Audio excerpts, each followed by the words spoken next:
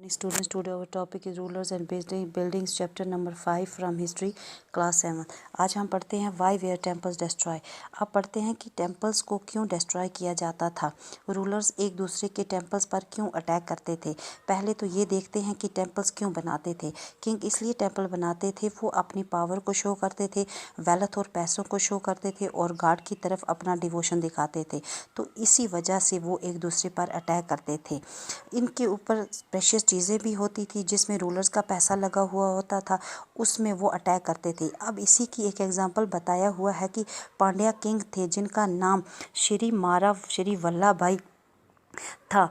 उन्होंने श्रीलंका पर अटैक किया और 831 से 851 सेना वन किंग को हरा दिया. अब जो बुद्धिस्ट मॉन्क्स और क्रॉनिकलर दमाकती जो पांड्या किंग था, इन्होंने बुद्धा की जो गोल्ड की बनी हुई इमेज थी उसको भी सीज कर दिया. तो अब सेना वन के बाद एक रूलर आए जो थे सेना सेकेंड. अब सेना सेकेंड ने बदला लिया और इन्होंने मदुरई पर अटैक किया. फिर इन्होंने जो बुद्धा की जो गोल्ड स्टैच्यू था उसको रिस्टोर कर लिया. आगे पढ़ते हैं.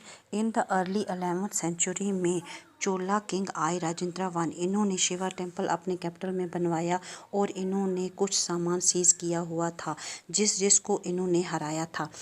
उन्होंने उसी को अपने टेम्पल में लगवाया हुआ था. इन्होंने बताया कि इन्होंने क्या क्या सीज किया हुआ था.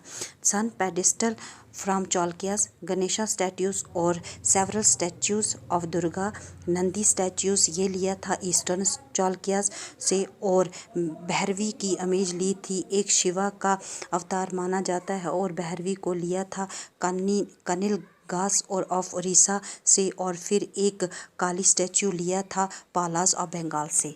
तो नेक्स्ट वीडियो में हम आगे पढ़ेंगे इसको. Thank you for watching this video.